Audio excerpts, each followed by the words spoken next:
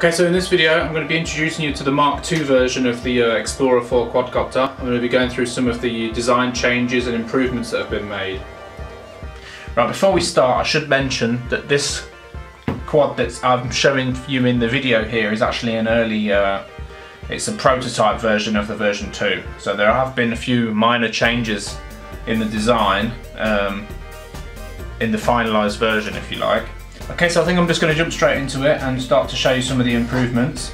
Obviously the frame hasn't changed a lot, as you can see, in the design aspect of it, but there are some few little features that have changed. Obviously the biggest one for me personally is the gimbal. I've changed the gimbal. This is it's called a Hobby King 3K gimbal or something like that, and when you buy it from Hobby King, it's about $30. You get just the gimbal. Obviously it comes with the mount to mount it up on the top here, but we don't use that, and it just gets mounted straight to the bracket as before. This gimbal, instead of being with this motor here, the roll motor, instead of it being in the rear or inside the quad, it's now on the outside, which brings the centre of gravity forward, which in turn corrects other problems that we had before. So we've got a new gimbal. The controller for this gimbal sits on the bottom here, whereas the other one was on the rear, and I personally find this setup a lot better, and this gimbal works really well. I've been testing it and it works really well. I'm also using, as a controller, because this gimbal from Hobby King does not come with a controller, you will need to buy the controller. I'm using a Storm 32 controller from Good Luck Buy. And this controller is so easy to set up.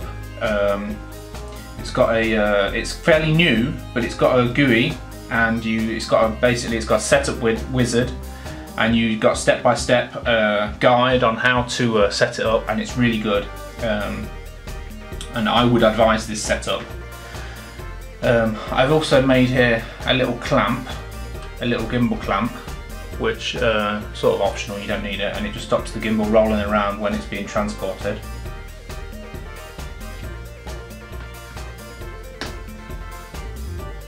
Another good thing with this gimbal is the way the GoPro is mounted. I personally prefer this type of mounting. It's sort of like a soft mount, if you like, and it enables you to easily remove the GoPro. You've just got a piece of Velcro here, and you can take it off, and that's really easy. Before you had to have tools and a screwdriver and whatnot to get the GoPro out of the gimbal. I personally prefer this type of method. And that's it reattached. One thing I have added as well on the side here is a switch, which when I can switch the gimbal on and off in theory. So I've got, below the GPS, I've got a little switch, and basically what has happened is I've got my voltage regulators, and from the voltage regulator it goes to the switch, and then from the switch it goes to the Storm 32 controller, so I can turn off and on my gimbal. Now for the gimbal there is also a second option, and that is you can have a third axis now. With the help of some people that have been emailing me, they've given me ideas, and I've now designed it so that there is an optional part in the frame, in the cutout, and this piece will come over the top here like this and give you a mounting platform up here where you can mount a third axis for the gimbal. And for that you will need some spacers, some extra spacers, which I'll be including in the build guide. I will include a link. And these spacers come up from the bottom clean section. They come up out of the top, out through these holes here, and through some holes in here, and they will attach to this plate here. Okay, so most of the other changes are changes to the actual frame design as well. So one of the problems that people pointed out to me was the centre of gravity on the Mark 1 was actually quite far back. So what I have actually done in this frame is this rear section here has been moved forward. The gimbal has obviously now got the motor on the outside, which moves the weight forward. I've also widened the frame from here to here, and if I turn it over, on the bottom there is now a a full centre plate. Now, as I said before, this is a Mark 1. This is Mark 1 of the Mark 2. It's a prototype, if you like, and the final design has been changed, and I will show you these parts in a few minutes. But one of the main features that I've added on here to this plate here is in the middle here. I don't know if you can see, but there is a hole there, and that is where the centre. That's the centre of thrust. So that is where your quad should balance. The centre of gravity is obviously across between the motors where it crosses, and the centre of thrust is if you take a line between the two motors here, if you take a line between there, and then the centre point across to the other centre point will give you that. And that is where your quad should balance, or at least in this area. So you can now, for example, you could take a pen and you could mount that on a pen, and you could see where it's going to balance. Another problem that people pointed out to me was accessibility. They noticed that when you built this frame, if you want to, for some reason, add a buzzer, for example, to the APM, you have to take apart the whole frame. You have to take apart all these screws to get to the algae pilot in the bottom there. So what I've now done is I've designed this hatch on the top here, and with 4 screws you can easily remove that and access the panel, or the rear clean, the bottom clean section, and you can modify, you can add plugs, you can do different things in the bottom there easily without having to take apart the whole gimbal. I should also say the Storm 32 controller is stuck with double-sided tape to the bottom of this lid, and the lid is screwed down with 4 screws, and it's on a little spacer that is also included in the design files. Another thing that you'll notice is this antenna holder. One of the problems that I had is, where do you put the antennas? At what angle should they be and whatnot, and where do you put them so that they don't get in the way and they're not being obstructed by propellers and stuff like that. So I've designed this. This is basically a little cutout in the frame, and it enables you to put cable ties. These cable ties go through this plate here, and they come up, they stick up, and then I've attached the PCB antennas from the receiver with heat shrink. And then to stop them flapping around too much and touching the propellers, there's this little spacer in the middle here, and this spacer has just got 4 holes in each corner, and these 4 holes attached to the cable ties that come out of the top here and stop the propellers, stop these, and they keep them in place basically. It stops them wanting to wander too far and enabling them to touch the propellers. Another thing I should talk about is the ability now to put in a bigger battery, and the battery not touch the top of this frame. And because if it touches the top, it's obviously going to be another contact point where the vibrations can get through and destroy your video footage. So this lower section in here has actually been lowered 3mm, which gives you more space on the top here. If I show you here, you can actually see that this section here has been lowered.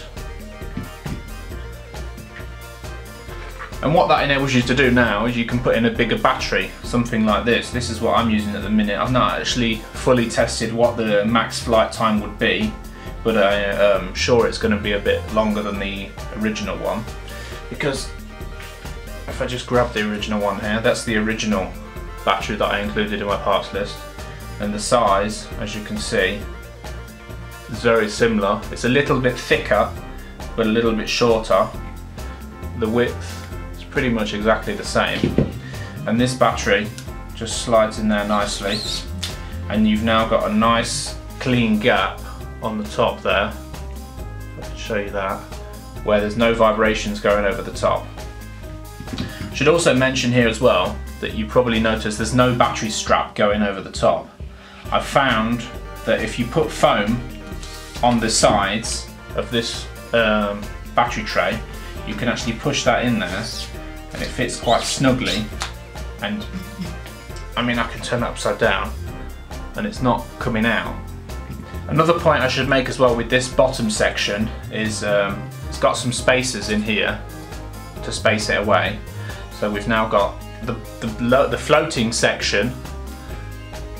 So this floating section here has been lowered 3mm, and this top plate here has been raised or lowered 7mm. So there's a 7mm gap between there, and there's a 3mm gap between there, which gives you another 3mm, or yeah, about 3mm gap between this plate and the bottom of this plate here. And the main reason for adding this plate was for the strength. Before we had this little brace across here, which was okay, but on the arms you could actually grab them and you could flex the quad if you like. And now with this plate in there, there's no more of that. That is, I mean, that's rock solid. That's not going anywhere. We've got 2 holes here, as you can see, and on the final version, as I said before, this is the prototype. On the final version there is 2 holes just here underneath this plate, and in fact I'll just grab, I've got it here. If you imagine, you can see here, this is the plate. So we've now got, you imagine the 2 holes will be at the front here on the lower floating section. You've got 2 holes here where you can see they will go through. So you will have 2 holes here on the bottom of this floating section, which means you could now mount a plate on the bottom for a vertical facing camera that is still on your clean section. Basically what it's good for is taking vertical photos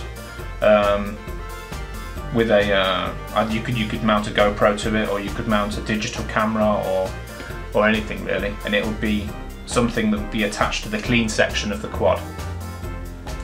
Now among these big changes there have also been many minor changes to the frame. Just as an example, these front holders for the rubber mounts that were mounted inside the frame in these 2 places here, they were, on the Mark 1 they were different left and right, meaning that you couldn't switch the frame over to have the FPV camera to the left side or the right side. You couldn't flip it over because these 2 mounts were different, and I've made them now so that they're the same. So one, it avoids confusion when people were putting the parts together and then they realise, oh, I've done that wrong, how do I fix it and whatnot. It avoids all that confusion. These parts are now the same, you don't have to worry about that. There's also mounting holes now for different flight controllers inside, and there's generally more room inside for mounting things, purely because the gimbal motor's outside, and I've widened the frame, and all these little minor changes which just improve it just that little bit extra. Okay, so something else I've improved is the USB port accessibility. As with before, it was in a really hard place to get to, especially for the gimbal. The gimbal, you had to literally take apart the frame to get to it. And for the flight controller, you had to access it through the rear of the battery bay. I have mine mounted on like a little a ruler so that I could get it in. There's no more of that. It's a lot easier now. Obviously for the gimbal, I've mounted the storm controller so that the plug just plugs in the front like that. For the radio, for the telemetry radio, it's mounted on the side here, so you can get to it like that, which is really easy. And for the flight controller, it's actually down here, and you could just plug that in like that, and that's now in the flight controller. One thing I should mention as well is you can actually use these extended arms as well. These are Arm Droids arms, I think that's how you say it, I'm not quite sure. And these arms, you will need some of these little spacers here. You obviously need, per arm you'll need 1 spacer, but these arms will actually fit as a direct replacement for these standard DJI arms. They're actually 5 grams lighter than standard arms, and they are also 5 centimeters longer. The only problem I see with these arms is, as with the DJI arms, you obviously have this piece here acts as like your landing gear, and with these arms you don't have that. So you might have to think about putting on some landing gear on the bottom, or just land on the belly. That wouldn't be a problem either. And these are aluminium and they are really strong. They actually feel, well, obviously because they're aluminium, they feel a lot stronger than these DJI ones. These DJI ones you can actually bend and flex. You can see the motor. With these ones, you can't move that at all. That's rock solid. Okay, so right now I want to talk to you about the parts, and especially the material as well. The material that I am using from now is actually out of the aviation industry. So it's a proper 3K carbon, and whereas this other stuff that I was using, which is what my prototype's actually made out of as well, is that's a sandwich. The old stuff, I mean, is a sandwich. So you've got one layer of 3K carbon on the outside, and then I think you've got 4 layers of normal glass fibre on the inside, and then carbon fibre on the bottom. So from the outside it looks like carbon fibre, but it's actually not full carbon fibre. Whereas this is fully carbon fibre all the way through, which makes it a lot lighter. And what you're going to get is you're going to get 2 bits. You're going to get this one frame here, and you're going to get this piece here. Most of the parts are on this piece, and on this piece here, I'll start with this. This is the easiest part. Basically what we've got the hatch here, and as you can see on here we've got the 2 holes, which I don't have on my prototype, and they are for the 3-axis mount, which is this piece here, and that's where your standoffs will come out of the top, and they will mount to this piece here, and this piece here is for the 3-axis gimbal. So you've got mounting holes on the top here for a gimbal controller. You've got these 2 pieces here, which are actually braces to go across here to make it more rigid, and you've got mounting holes for a motor up the front. And on this sheet here you've got your 2 main frames. So you've got the top part, the bottom part. You also got in the middle here, you've got the center section, and then around it you've got all the various pieces that you need to complete the frame. And you'll get this piece here. This piece is your spacer for your hatch, and it's also the spacers for the bottom plate here, to separate the bottom plate from the floating section area. These are made out of, it's called PE plastic, and it is very, very strong. I actually used this on my 250 racer quad for the arms, and I've not broken one yet. You will need to drill the holes in the spacers and in this part here as well. You will need to drill the holes. There will be I think I might make a complimentary video to the build guide, just to point out the things that you need to watch for when building this frame compared to the Mark 1, because the most of it, 90% of the frame, is actually exactly the same. There's only been a few minor changes which I point out in I'll make one video just for the build guide.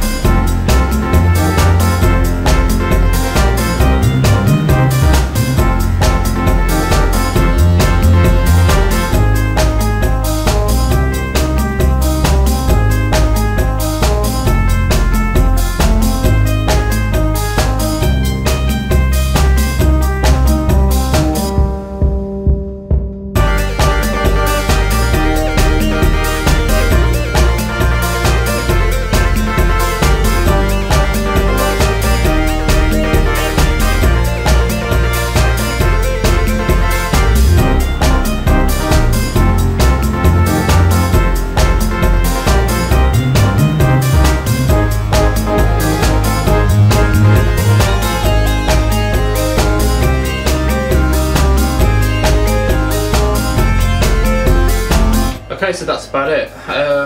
Thanks for watching. I'd like to thank everyone as well that's been sending me emails with improvement ideas and design ideas and things that I could improve, because it's you guys that have really made this quad.